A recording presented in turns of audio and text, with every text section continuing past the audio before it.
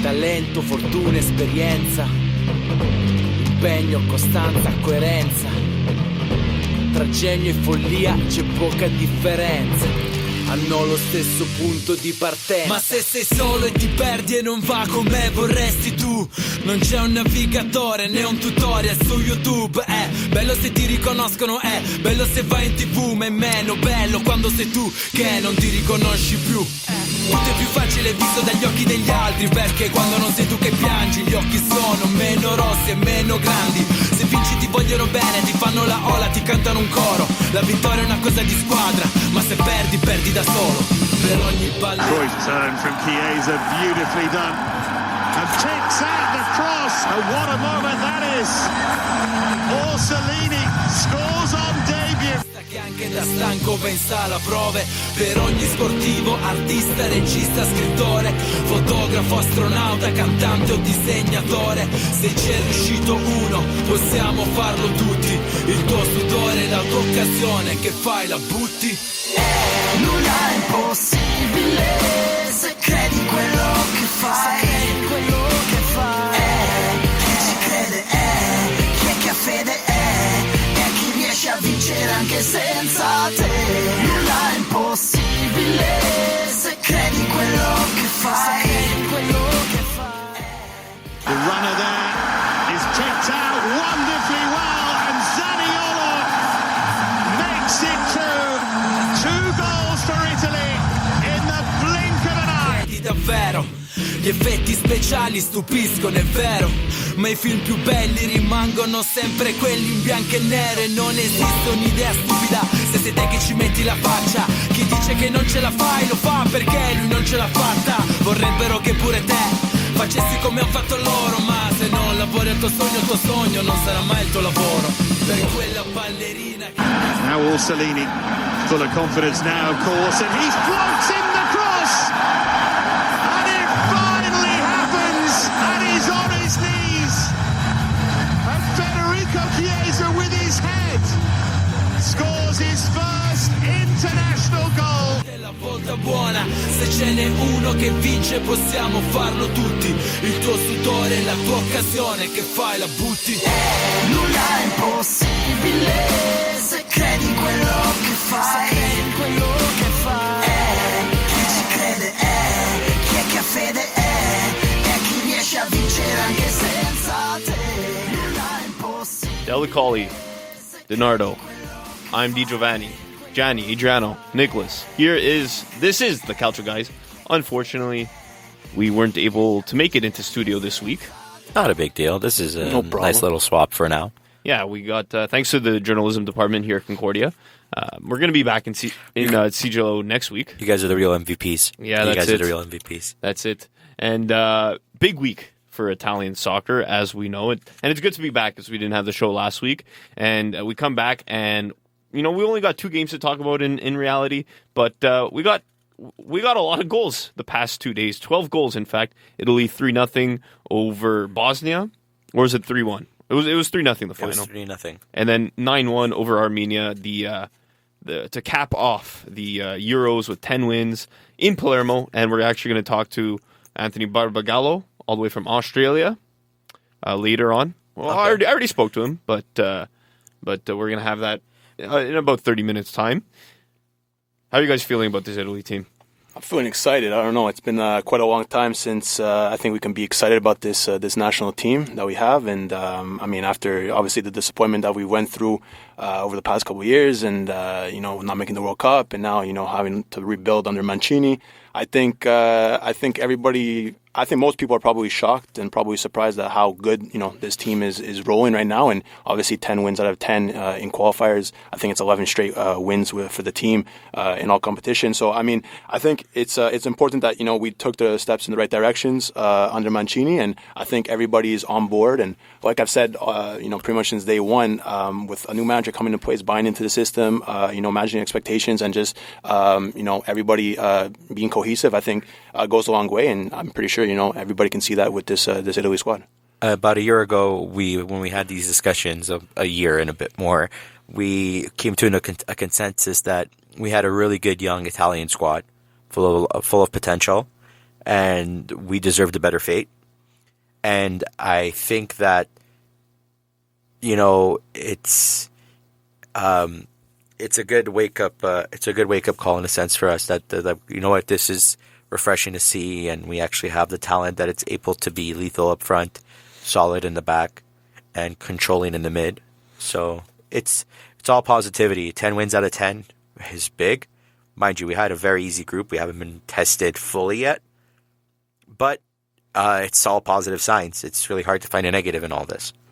So 10 qualifying games, 37 goals scored, 4 goals Wasn't conceded. it 39? No, 37. Was 37? yeah. Okay. Yeah. 4 goals conceded. Okay. Quiz time for you guys. Okay. This is something we've never done on our show. We usually do it on our social media on Instagram. Throwback Thursday quiz. Last week we had Roma. Yeah. It was Roma last week. Yeah, we had Fiorentina, Milan, Napoli, I believe. Give us our suggestions as to what team we should do. Audax Cervenara. Yeah.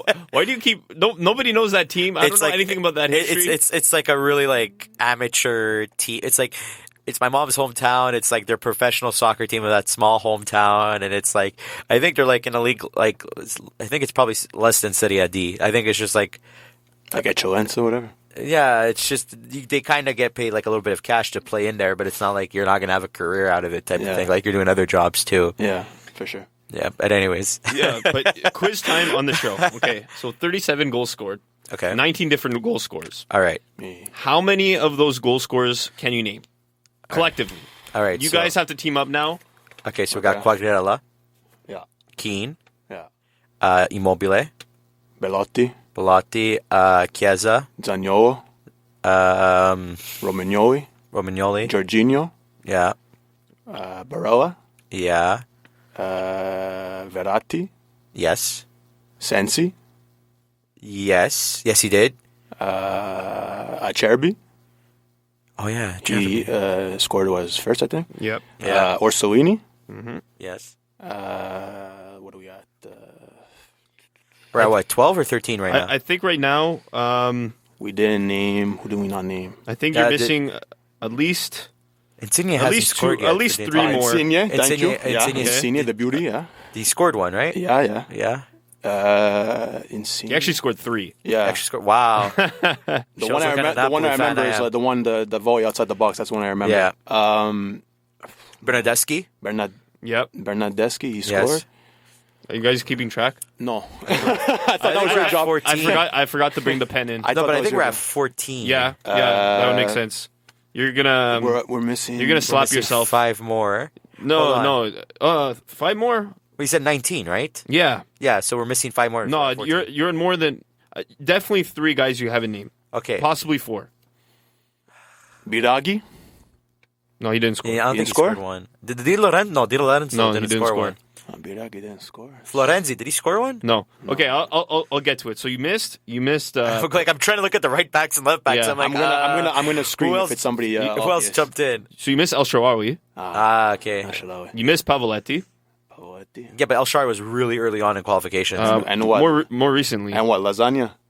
yeah. He didn't score. No? No No? Okay. qualifiers. Who was the other? Did you say Bonucci? No, Ah, So Bonucci scored. I didn't. why would we Pellegrini. talk about that guy for? Pellegrini. Yeah, you're Pellegrini. right. Yeah. I believe you mentioned everyone else. So quickly to go over: Barella, Keane, Sensi, Verratti, Quagliarella, Pavoletti, Insigne, Bonucci, Pellegrini, Immobile, Jorginho, Belotti, Bernardeschi, Romagnoli, El Shaarawy, Acerbi, Zaniolo, Orsolini, and Chiesa, as well as an own goal from Aram Arapetian from Armenia. Yeah, there you go. So we missed 5. then. Nine players scored their first goal for Italy during Okay. the qualifiers. All right, so- you know who they are? So it's Keane, Chiesa, Zaniolo. Sensi, Barella. Did you say Orsolini? I didn't say Orsolini. There's Orsolini. Romagnoli, because I doubt a defender ever scores. Probably Acerbi, no? Shared B on the weekend. And Pellegrini. Pellegrini, that's 8. No, you Oh, just, 9. you just yeah. had 8. Yeah, sorry. Yeah. Pellegrini So now it's did it. 9. Yeah. Okay, so there you have it. 19. That's crazy. And I mean, we're all happy here. So we got a couple questions in on our Instagram at the Calcio guys. Yeah, we do. It's good to see. We had a few questions in this week, including from one of our own, Gianni Delicoli. I do not understand this question. Why is Federico Chiesa the next Vieri and Nicolo Zaniolo the next Totti? I was just trying to mess We're just going to skip over that. You know what question I want to start with? This is not coming from our Instagram. This is from our Twitter, from our friends at the Calcio podcast. Yeah, good guys over there. They're growing mustaches to support Movember. Check out their page, the Calcio podcast on Twitter, to find out how to support them. And they asked us, who would our starting 11 be for Euro 2020? And I think we almost had a consensus starting lineup. So Donnarumma and Nets, no question about that. Easily. Meret, I know there's been a lot of debate on Twitter. Yeah, Meret I don't know how that versus Donnarumma. started.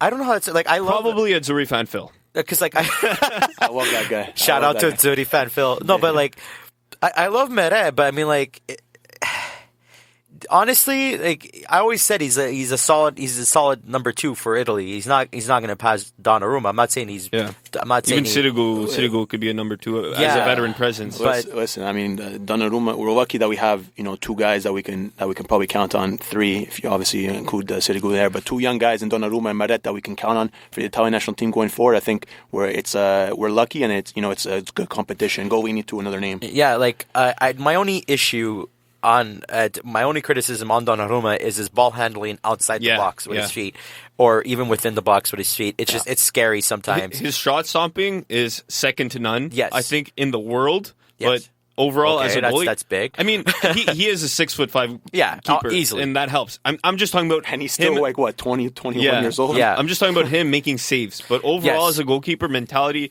ball control, those are things he needs to work on. Yeah, definitely. Because like, remember, like we were watching games where he made these very like scary plays where if he messed up a pass, that's a given ball to the opposing team, and it would have scored easily on the national team. But anyways, we're getting off topic here. But I don't want to criticize Donnarumma, but he's clear number 1. Okay, defense.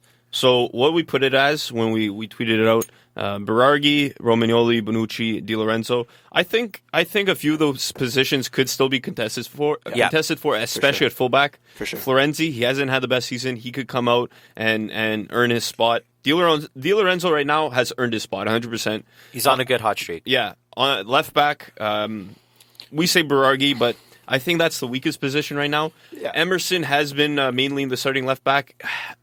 I guess it's because we haven't seen him enough.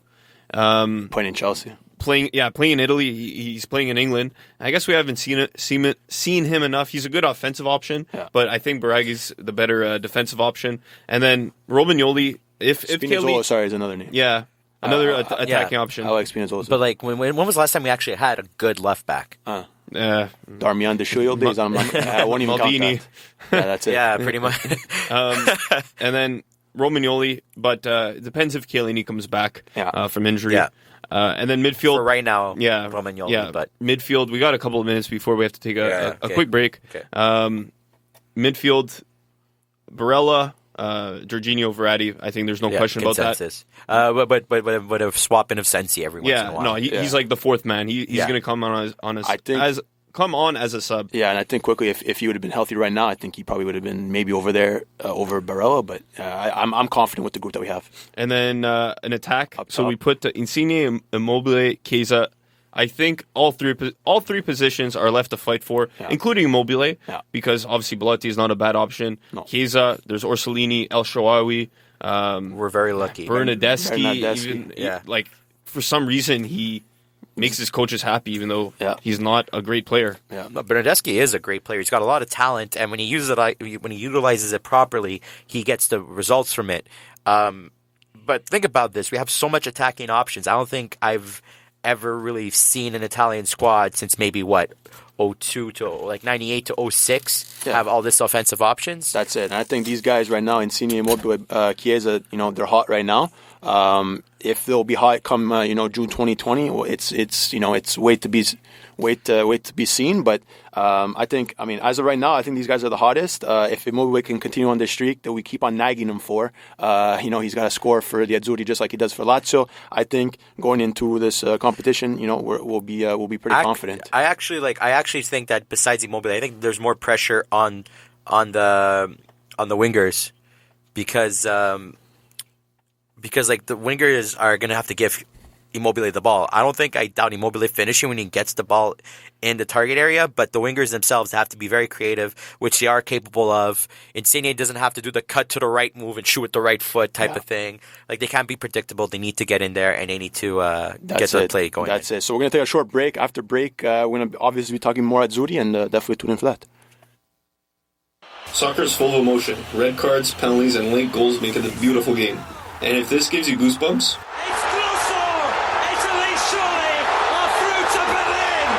then you should probably listen to the Calcio guys. we talk everything about European soccer, focusing on the Italian Serie A league. We also connect soccer fans in Montreal to the beautiful game. With myself, Nicholas Di Giovanni, Adreano Denardo, and Gianni Dellacali. Tuesdays from 2 to 3 p.m. only on CJO 1690 AM or CJO.com.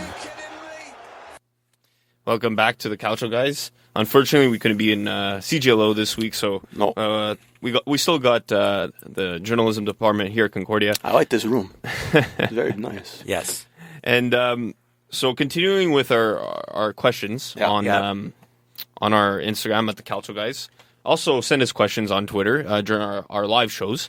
We got a few from our friend Joseph from Calcio Fan Blogs. Is Zaniolo a shoe-in for Italy's Euro 2020 squad? We were just talking about the attack. I don't think he's a shoe-in right now. No. A shoe-in, No, maybe he's more of a shoe out. I don't know, but no. I think Mancini would be crazy not to include him into the squad. I definitely. think a spark off the bench. I personally think a spark off the bench. Zaniolo, he's electric for Roma. I think he was now the youngest Roma player to score for the Italian national team. So shoe in. I'm personally going to say no. Include him into the squad, absolutely. Coming off the bench, I think he can change the game, and I think he gives presence in the midfield, presence in the attack, and I think he brings a lot of quality to this squad, and I'd be excited to see him in this tournament. Johnny, I was going to ask you another question. Oh, okay, sure. Because I was like, Zaniolo is one of my boys, but all right. It's all good. We got to move on. Okay. This one's from Genoa CFC Canada. We got to talk more about Genoa. Maybe we'll talk to him in the future. Yeah, it's a good page over there. Follow them over there. Where do you see the Azzurri arrive at Euro 2020? It's a good question. I hope by plane or by bus. Well, probably by bus since they're going to play in Rome. They might walk. I don't know. Well, when you say arrive, you mean like how far are they going to go? Oh, so pretty much. It's really hard to pinpoint it because it depends on the groups and depends on their matchups and whatnot. I wouldn't be surprised if they reach semis. I think they were capable of doing that. It's just, like I said, my one question mark is the fact that Italy has not played against a top tier team in the group stages and whatnot. The only time they ever played against top tier teams was the Nations League. Nations League against Portugal and Poland, and those, like, you could say Poland's more like middle tier and Portugal's top tier. And if you watch those games, they didn't really do that well. One game they got manhandled by Portugal, and it was an injured Portugal. So, to be honest, I think they can reach semifinals. They have the talent to do so. They're very solid in almost every position. But now it's this team's chemistry, this team gelling. Like, how are they going to play in face of pressure and opposition and challenges?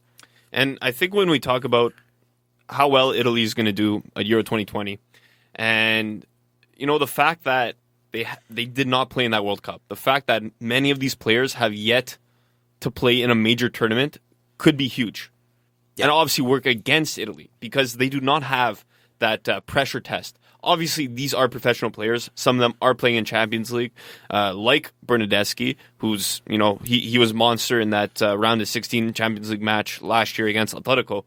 But there's nothing like playing, for your country, playing with these other players in a bigger tournament, especially they're going to be at home for those first 3 games. Yeah. So they're going to have to come out strong. That first game, obviously, draw is going to be early December, I believe. Okay. So we're gonna have to see who their group is. They're in pot 1. They're gonna get drawn as pot 1, Group A.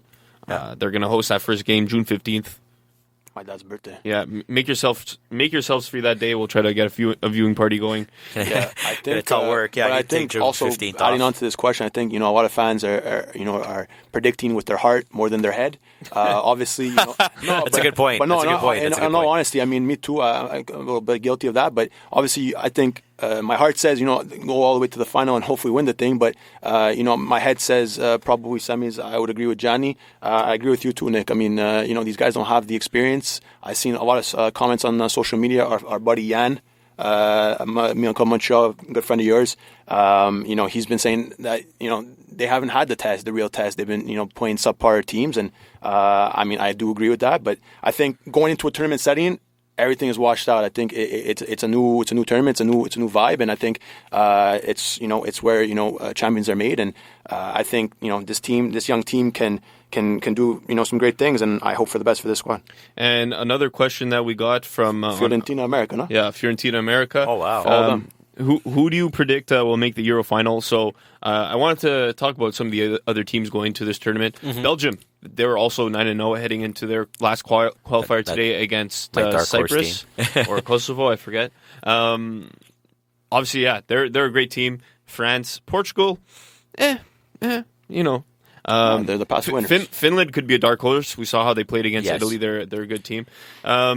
So Shout out to early Ukraine. predictions. Ukraine, Ukraine is up there too Yeah, now. Ukraine. They're getting Shout out better. to Shevchenko. Shevchenko's Ukraine, yeah, they look dangerous. Yeah. But I mean, I don't know. There's obviously the favorites. You got France, you got Germany, you got obviously Belgium, like you said. As I said, my heart says Italy, but I don't know. It's going to be tough. Portugal too. Another name, Spain. Another one. Portugal defied all odds last tournament and won the whole thing against France in France. So anything's possible in these types of matches, and especially when it comes down to one game knockout. So I want to see some upsets. I want to see some teams go far and shock the world. But I don't know. I think the usual suspects of France, Germany, Spain, England too, probably will be up there. So we'll have to wait and see. What are you, a Prem head now? No, I'm not a Prem head, but I think it's just the reality of these tournaments, and the top dogs do well. It's not always the highest team going into the tournament that does the best, but that's where for Italy I'm a little scared. Obviously, they went perfect, and hopefully they can carry that over to the tournament. But I don't know. It's just the reality of this tournament. I personally always try to hope for Belgium to do well because their golden generation's about to end. Yeah. And that roster's too good to not win something. So I kind of hope they if it's not Italy, them, but to pick a winner or finalists. You also have to wait for the draw as well. Yeah, exactly. It's hard to see because it's a fixed bracket. the easy choice would be, France, but then England's probably a very strong offensive team that's going to be hard to slow them down. And the semifinals and finals at Wembley. So they have that motivation to get if there. they get to the semifinals, they have that home field advantage. A couple of minutes before we have to cut to our interview with Anthony Barbagallo. Going back to the Serie A, do you want to talk about a Serie A first, or do you want to wait till we bring up Match Day 13, or do you just want to continue with the Azzurri? Because I still have another topic to bring up with the Azzurri. Yeah, let's keep on with the national team. Yeah, the national team. It's fresh. It's fresh in the mind. Yeah, and I guess it's our Azzurri special today. Yeah, it and is. you know what? It's the last time we get to talk about them until March as well. Till March, and then June. And then June. Yeah. I'm already getting nervous. I'm so excited for the Euros. It's me too. Great atmosphere here in Montreal. If anyone is listening outside of the city and you have the opportunity to come to Montreal during the Euros, come. There's so many cafes and a lot of Italians in the city, and it's always a great atmosphere, even in the West Island where there's not as many Italians. We get the party started Adreano. It's a tradition we started back in 2006, waving our flag along the Salisbury. But back to the whole squad. Yes. Do you think there are players right now who haven't been playing on the team who could surprise everybody and make the team? Maybe like Mario Balotelli, maybe Ciccio Caputo. That's like Patrick Cutrone as well. I guess Cutrone just scored 2 goals for the U21 team, no? Yeah. This past weekend. The one that's the most obvious out of everybody who's not on the current roster has to be Balotelli.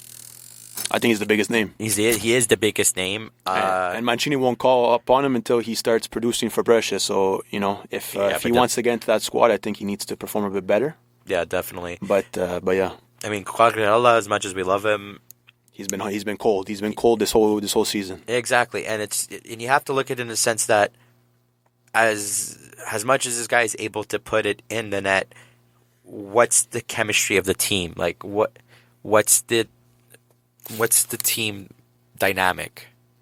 And to be honest, right now, I think the dynamic is more for fast on the wings, have a strong striker in the mid. You need to have these creative guys. That's why, like, the reason why we chose our probable lineup, I think that's like, I have a hard time interchanging them. Like, you could swap Chiesa with Bernardeschi. You could swap Insigne with El Shawari, let's say if you choose El Shawari. But I mean, like, and then in the middle, you could swap Immobile for Belotti, you know, and it's already 6 forwards. Yeah.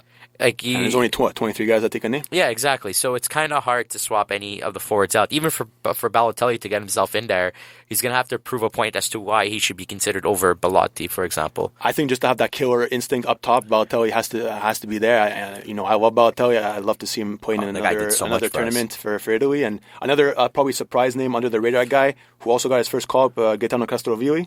Personally, I think he could be a spark, like a Zaniolo-esque. Yeah. He can be a spark coming into the midfield, changing the game, changing the pace, and just being electric. A young kid, I think he's like, 22 years old, playing for Fiorentina. I think he can, change the game as well. My God, So, yeah, even the mid, if you think about it, it's a pretty locked up mid. Like, That's it. There are 3 plus Sensi, that's the 4th, and then you got Zaniolo who can play, and that's the 5th. Like, it's really hard to interchange a lot of these players and say, okay, well, why should this guy deserve a call up over this guy?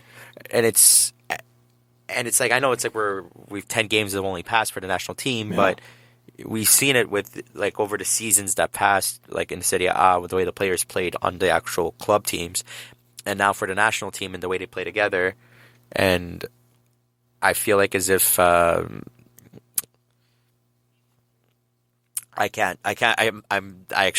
speechless right now because I can't think of anything more. So if this Italy squad wants to continue on this page, they probably should be playing in Palermo rather than Rome. But anyways, we'll have a special guest, Anthony Barbagallo from Sicilian Football on Twitter, Instagram, as a special guest. So definitely tune in for that.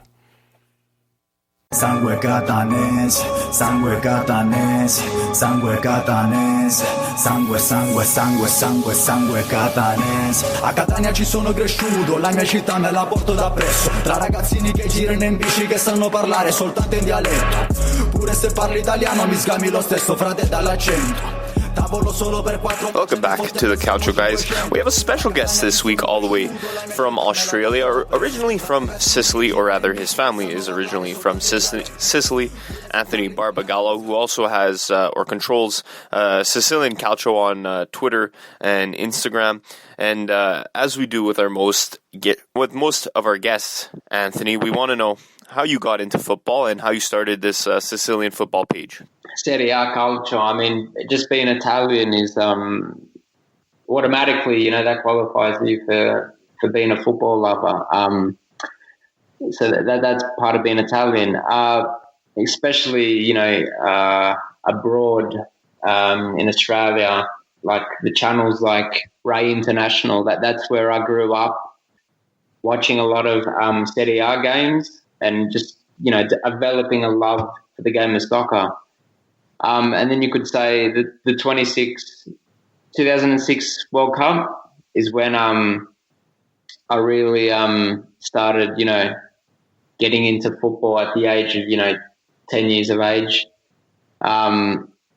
Looking at watching the players like Buffon, Del Piero, it was really a way that, I don't know, sparked that thing into me, to watch Calcio. In terms of Sicilian football, I wanted to originally write a book on it one day and do a trip in Sicily and, cover all the teams, like from, whether from professional to lower league. But then I decided around December last year to make an online community of Sicilian football to, cover in the English language, cover Sicilian teams in the English language. So teams from Catania, Palermo, Trapani, Messina. They're the main teams. And then talk about the lower tier teams. So teams like Azzurri or teams like Marsala in Serie D. So, so I've been doing all that on Twitter, Instagram, Facebook. Been covering it all through there. And almost, I think, Sicilian Football, the page has almost reached 5,000 followers in total, including those three platforms on social media. That's I am about to finish my journalism degree. So my main goal is to be like a top football writer, exclusively writing on football in Italy. And I've added this Sicilian football side project as a unique type of specialty to have, which I think it's been getting me good contacts with players in Sicily, with teams. I get to do collaborations with smaller clubs, interviews with players. And it's basically the number one thing I wanted to do was to connect Sicilian football fans in Sicily and the ones abroad in Canada, USA, and Australia. And I want to show how Sicilian fans are just as passionate as the ones on the mainland. So, that's basically why I wanted to start Sicilian football. Well, first of all, how do you keep up with all these Sicilian teams? Like, I mean, the lower leagues, I know they work a bit differently. There's the Serie C, there's different, it goes by region. Like, can you explain how it's separated by region and how you keep up? Yeah, so because there's no Sicilian teams at the moment in Serie A, so the majority are playing in Serie C or Serie D. But so I follow, we cover Trapani, which is the only team to play in the top two leagues of Italy in Serie B. And then you have Catania in Serie C, and then you have a team from Lentine, which is in the province of Syracuse, and they're called Sicula Leonzio. So we cover those three teams from Serie B to Serie C, and then I cover all the 9 Sicilian teams in Serie D. So those Sicilian teams in Serie D are obviously Palermo, the biggest club in Sicily after they've had to restart. Azzurri, FC Messina, HER Messina, Licata, Biancavilla, a team from Enna, which is called Troina, and then Marina di Ragusa and Marsala. So in terms of how do you follow all that, well, I just I look at all the games broadcasted over there in Italy, watch a lot of highlights. I keep up with the club's news on social media. And then there's an app also that has really good news. It's called Tutto Campo, and they cover from Serie A all the way to the 8th division in Italy. So, that's the main core of Sicilian teams, Sicilian football follows and covers. And then we do a bit of Eccellenza, which is the 5th division. So there's 2 groups, which is Group A and Group B that we cover. And about that Palermo, I mean, just how are they doing this season in Serie D, and just like what's their situation like for their fans and just for the not only the community in Palermo but for the whole like Sicilian community? Yep. So Palermo, they're first at the moment in their group, which is Group I. There's I think it's 8 or 9 groups in Serie D, so it's a lot of groups. But they're currently top. They've won 10 games out of 11. So they just lost on the weekend to a team called Savoia. But apart from that, Palermo is doing really well in their group. Not, winning games comfortably, some of them, and then winning games, just clinching them and that, but doing just enough to stay on top.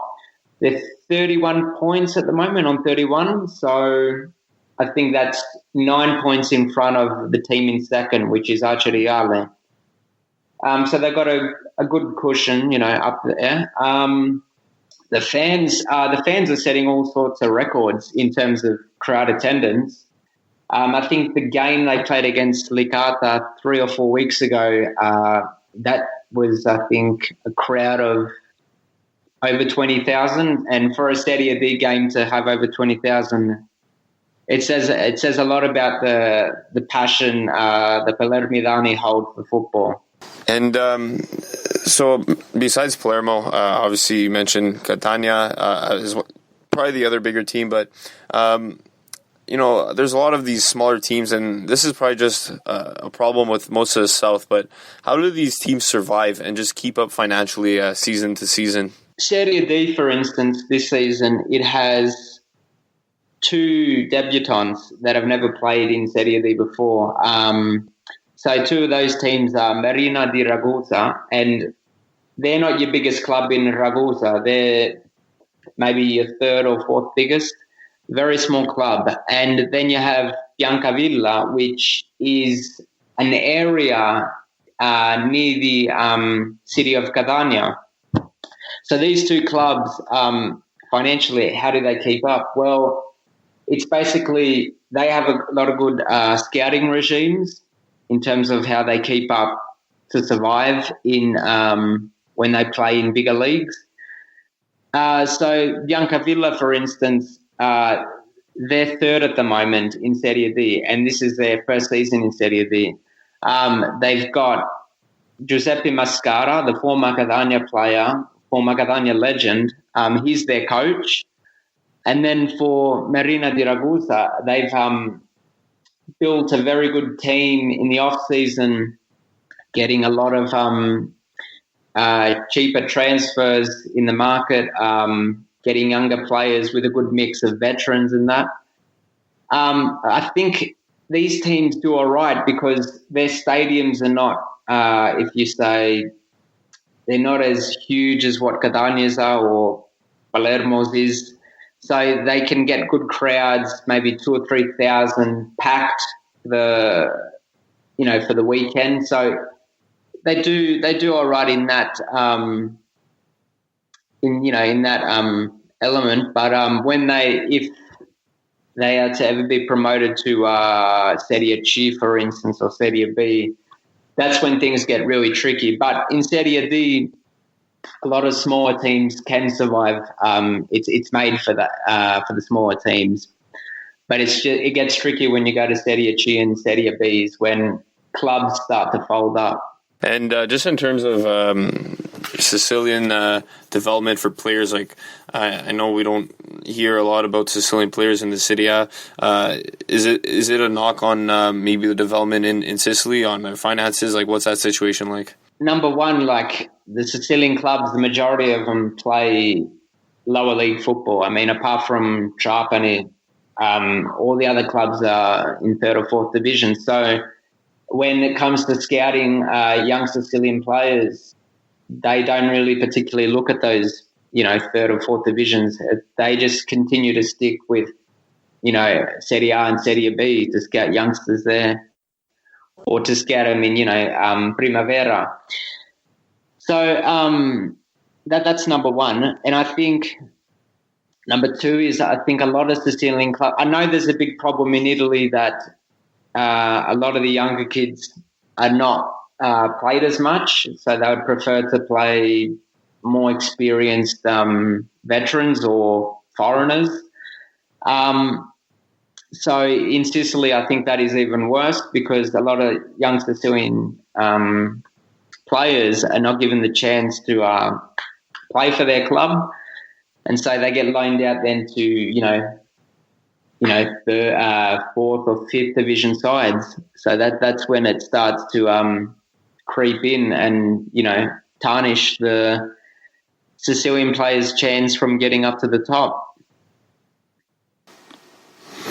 And lastly, I mean, there's a lot of Sicilians here in Montreal. What would you say to some of those Sicilians here about not only just following your pages, but also just about following Sicilian Calcio? Maybe advice if they'd ever go to Sicily to watch some Calcio, and just about connecting these Sicilians back to their roots in Sicily and in terms of Calcio. Yeah, so that's been my main aim with this project, to get Sicilians, especially abroad in Canada and US and Australia, to get them to not necessarily drop the teams like they follow like Juventus or Inter, but to start paying more attention to the likes of your hometown clubs, whether you come from Palermo or Catania or Trapani, and just to really embrace with that club and start connecting with your roots. It's a much more special feeling when you're watching games of Palermo, Catania. So, for instance, for me, watching Catania play when they were in Serie A, that's a feeling that it's just incredible. It's I'd say it's more incredible than following like a northern club, because you're a Sicilian. So yeah, when you see the Sicilian clubs particularly play in Serie A, that's there's no more special feeling than that. In terms of getting the Sicilians to follow the Sicilian teams, just look at apps like Tutto Campo I just mentioned, and just start following along, following the Sicilian clubs on social media. And because a lot of the Sicilian teams at the moment are third or fourth division, so just start connecting with them, because they might want to connect with you. Whether you're a football writer or you do a lot of social media work. So there's a lot of opportunities there to promote Sicilian football. Yeah. All right, perfect. Thanks a lot, Anthony. No worries. Thank you for having me, Nick. Might turn into more than that. Great feat, and what about that for a finish from Francesco Azzurri, the centre half, with his first international goal, and what a goal! What a great moment. Francesco Azzurri beating cancer, coming back to score an international goal. Fantastic season for Lazio, and finally we got some Serie A back this weekend after a 2-week break. And because we didn't have the show last week, guys, there's still some stories to talk about in the Serie A before we talk about match day 13, and it's a match day that's going to treat us well. Ronaldo versus Sarri, the whole debate. I think it's nothing. I think it's kind of being blown out of proportion on Twitter right now. There's something going on, but really? at the same time, Ronaldo's kind of being a baby. He's kind of making it about himself. What's new? And this was something that under Max Allegri, he kind of allowed Ronaldo to be in the limelight, and then Sarri's not. So it's just making for a bad situation. But they're both professionals. They both want to win. Yeah, that's it. I mean, Allegri, he keeps his mouth shut, and he gets everybody on board, I guess. But I mean, Sarri is a different animal, different person, different manager, different coach. Obviously, very hard-headed of a guy. But I mean, I don't know, a debate with this whole Ronaldo versus Sarri thing. I mean, are you injured, or you want to be substituted? What's the case? Because I don't know, you and Sarri have to get on the same page if you guys wanting to do some great things. And I don't know, if you're injured, you're injured. If you're healthy to go, then you take the pitch and you do the stuff that we know Ronaldo can do. Unfortunately, in the Champions League game and their other Serie A game, he got substituted around like the 55th, 60th minute, and didn't see the rest of him. So and then he goes for Portugal and scores all kinds. So almost hitting, I think, 100th career goals for Portugal in the process. So I don't know. I think it's a lot of not paper talk. There's probably maybe a bit of I don't know, not seeing eye to eye, I guess you can say, but these two guys are professionals, as you said. They both want to win, and Ronaldo's a born winner. So I think these things will get past. And Gianni, another story that came out during the international break. Elif Elmas spoke to the media without permission from Napoli. Napoli felt the need to tweet about it and let everybody know that their problems continue, and is just another. Ritiro. Oh yeah. Ritiro. It's just more problems have become worse for Napoli. Yeah, it's there. Like, I guess you can kind of compare it to what Inter was going through last season. Let's say, where there's no, there's some animosity in the dressing room. Everyone's trying to point the fingers to Ancelotti. His passive style is not the great style for the current team that he has. Oh, it's been almost 2 seasons, and yet we're doing worse than we did before. And it's just a buildup of frustrations, because I think now even the players are starting to realize that the window for Napoli is closing, and it's almost shut completely. And what they thought that Ancelotti was going to be the one to get them over the hump, it's now putting them further down the hill. And Elmas, just venting the frustrations and whatnot. It's unprofessional to do it in that way, without giving, I guess, some form of a heads up or whatnot. But in the end, he is a player, and if he's just talking from his own personal view, he is allowed to give his own personal view and his own personal opinion. Unprofessional, but still, you're allowed to voice your own personal feelings and whatnot. So I think maybe what he did. It's unprofessional. Was wrong, yeah. It's unprofessional. It's unprofessional. But Napoli doesn't need to tweet about it. You leave that behind closed doors. Yes, exactly. And you're already in a mess. You want to make even a bigger mess? I don't think so. But. And you could see in the way it's affected the team this year. They're spiraling down the standings, and I think it's the worst I've ever seen Napoli play since pre-Cavani, Lavezzi, Hamsik era. I think there's a lot of factors. I mean, from De Laurentiis to Ancelotti to the team, to individual players. Nobody's on the same page. One person wants to do this thing. Ancelotti wants a retiro. The players obviously don't want to go. Ancelotti's stuck in the middle. He has to choose either the boss, De Laurentiis, or is he going to stick with his players and keep that locker room, whatever kind of spirit that he has in the locker room, together. For me, in my point of view, that's a hard thing to do. Ancelotti, everything. I mean, he's a born winner as himself, and as you said, passive mentality and passive approach to things. But it's a sticky situation for Ancelotti, and personally, I don't like to see him in these situations, just because I know he's a great manager and a great coach and a great person. He's capable of winning. But I think this Napoli is a total different challenge for Ancelotti than he's had in the past. That's my only probably knock, I guess, towards him, but not even a knock, just a point towards him. But it's tough when you get put in these situations where do you choose left? Do I choose right? And you're right down the middle. I mean, just quickly, the 3 Champions Leagues that he won, there was it 2 at AC and 1 with Real? Yeah. Yeah, I mean, he's got the financing and the roster during those times. Yeah, Bayern too had a good team. Yeah, right now, Napoli is not at those levels at all of the AC Milan golden era or the Real Madrid golden era. So that's it. That's what I'm saying. Anyways, so we're hitting December, and then after December comes January. If we're going to start counting the months of the year, after January, it comes February. But what comes in January is the winter transfer market. Mercato Madness. And more rumors, speculations, more, fake news. You have to be you have to really be skeptical of everything you see on Twitter. And one story that's starting to pick up traction. And this is a story I wanted to bring up. There's a lot of sides to it. Ibrahimovic to Bologna rumors.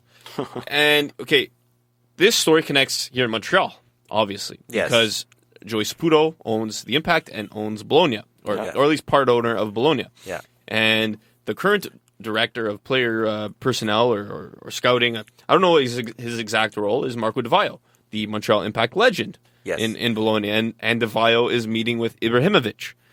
But, meanwhile, Montreal, they just hired Thierry Henry as head coach. Yep. Nobody saw that. I mean, I didn't see that coming. I was shocked too. Did they play together, first of all, Ibrahimovic and Henry No, in Barca?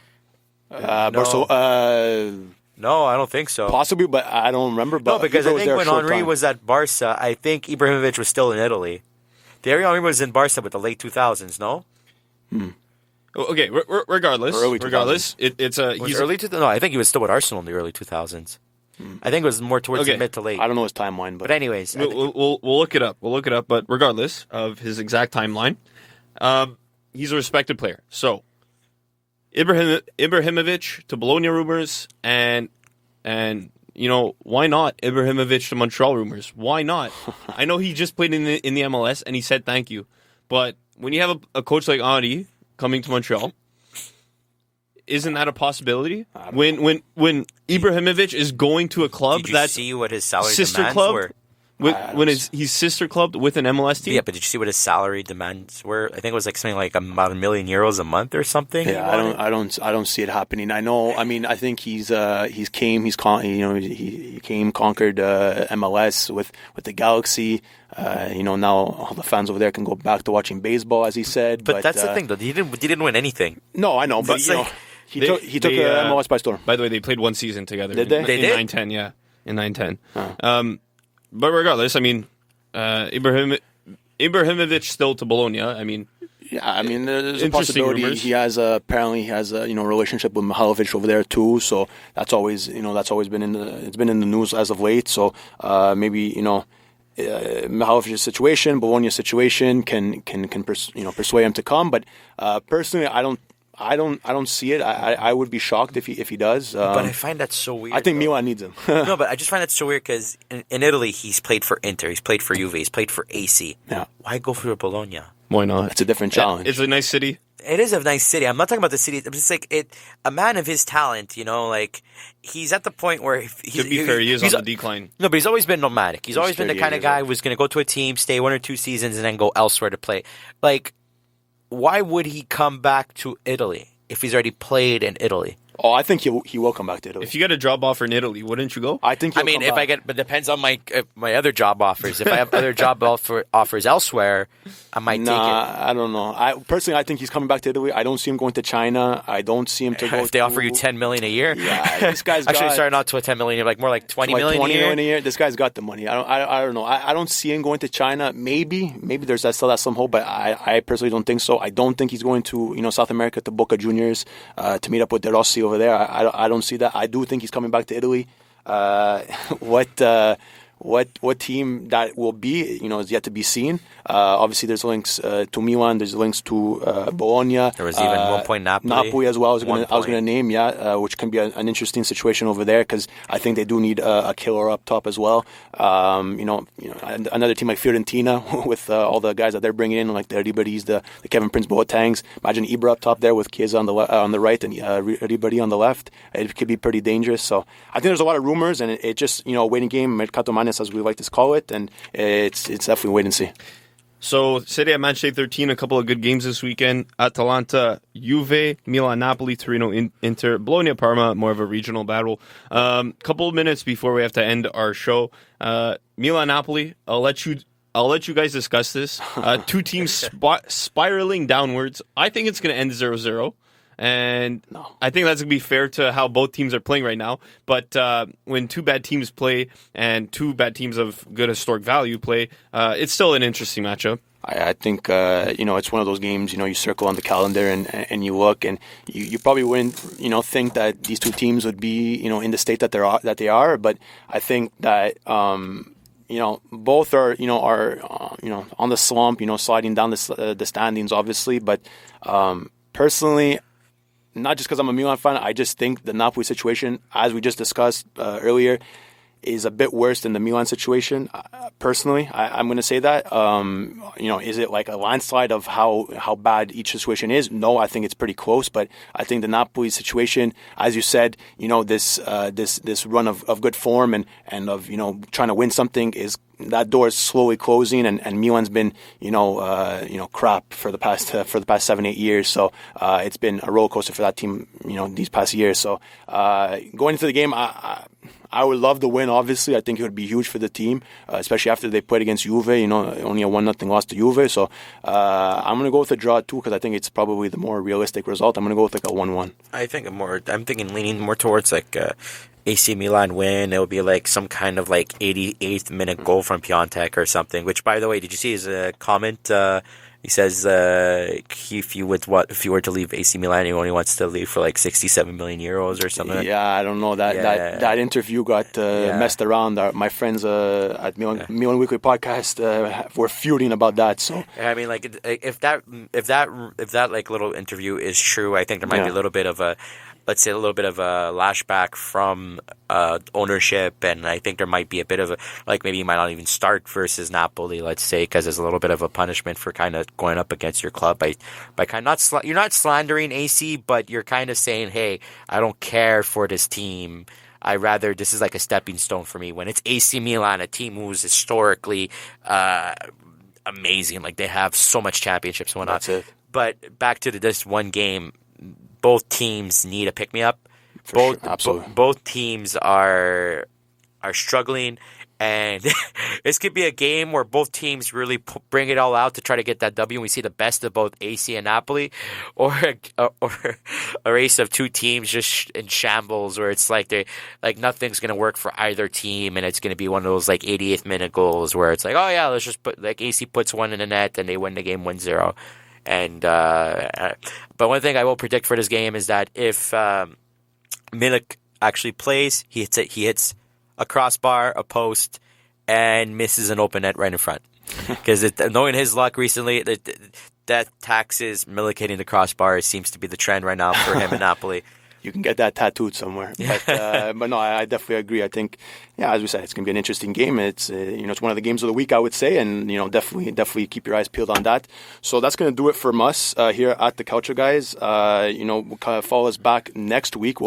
We should be back in studio, I believe, right? I hope so. We'll be back in studio next week, 2:00, like we always are. So definitely follow us on our social media platforms at the Calcio Guys on Instagram, Twitter, Facebook as well. To listen to the podcast, follow us on Spreaker, Spotify, iTunes, Stitcher, Mixcloud.